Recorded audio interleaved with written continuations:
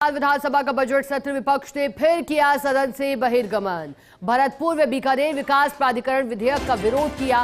नेता प्रतिपक्ष ने कहा सरकार बिना विस्तृत चर्चा के विधेयक पास कराना चाहती है। विकास प्राधिकरण विधेयक पारित हुए, राजस्थान विनियोग विधेयक और राजस्थान वित्त विधेयक पेश हुए। अब आज चूंकि 5 विधेयकों के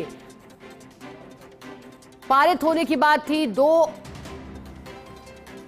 आदरणीय भजनलाल जी का जो विजन था, जो विजन है, और उनको 2047 तक विकसित और समृद्ध प्रदेश बनाना है, उसी क्रम में आज हमारा भरतपुर हो या बीकानेर हो, इन दोनों शहरों के लिए प्राधिकरण गठन की अधिसूचना ऑर्डिनेंस दिसंबर में जारी हुआ था।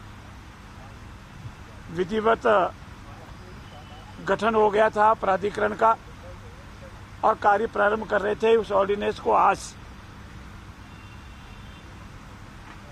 विधेयक का रूप लिया है और कानून पारित हुआ है राजस्थान की विधानसभा में।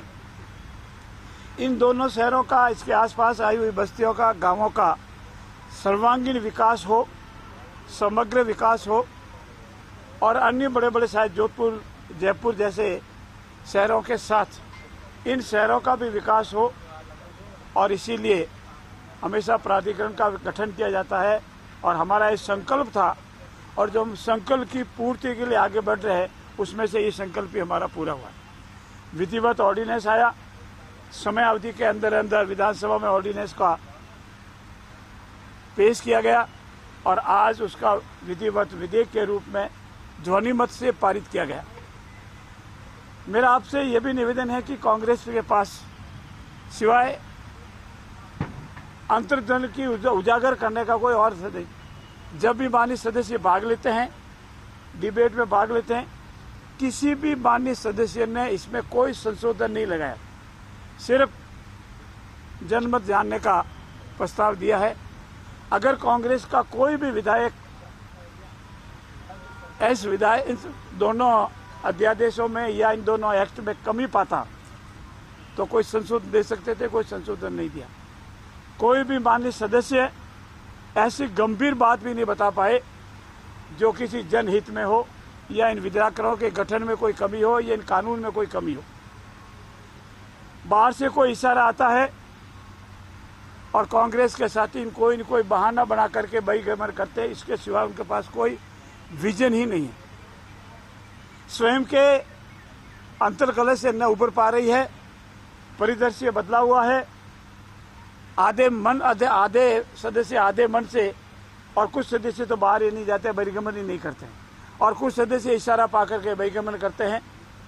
अगर कोई कारण हो, सरकार के खिलाफ कोई बात हो और बहिर्गमन करने का कोई औचित्यपूर्ण निर्णय हो, तो हमको समझ में आता है। मात्र बहानाबाजी के लिए, मीडिया में सुर्खियों बनने के लिए और अनावश्यक अनर्गल आरोप लगाने की कांग्रेस की आदत हो गई है, और उसी आदत के तहत इन्होंने 2 बार बहिर्गमन किया, जिसकी विधानसभा के स्तर पर हमने भर्त्सना की है और हम उनकी निंदा करते हैं। हम इनसे प्रार्थना करते हैं, आइए ना, विकास के काम में सहयोग कीजिए, सुझाव दीजिए, पर कोई सुझाव नहीं, कोई अमेंडमेंट नहीं, और मात्र कोई न कोई बहाना बना करके बहिर्गमन करना और अखबार की सुर्खियों बनना, यही कांग्रेस का एकमात्र काम रह गया है।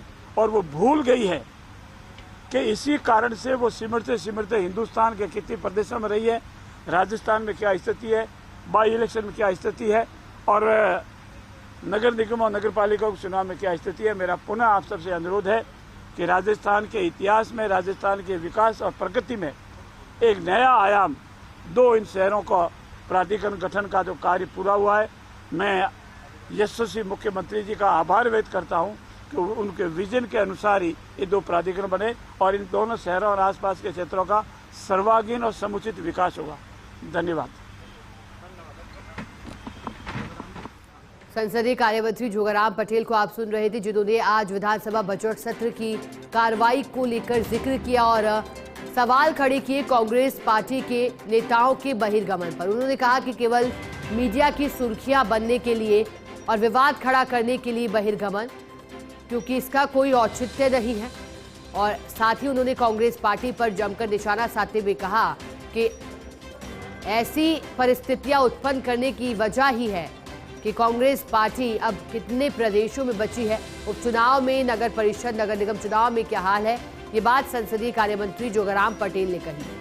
साथ ही जो भरतपुर विकास प्राधिकरण, बीकानेर विकास प्राधिकरण ध्वनिमत से पारित हुए, उसका भी जिक्र उन्होंने कहा कि राजस्थान को बेहतर प्रदेश बनाने के विजन के साथ डबल इंजन की सरकार, प्रधानमंत्री मोदी और भजनलाल सरकार कार्य कर रही है, लेकिन जनहित के मुद्दों की गूंज के तर बहिर्गमन का बहाना ढूंढना ठीक नहीं।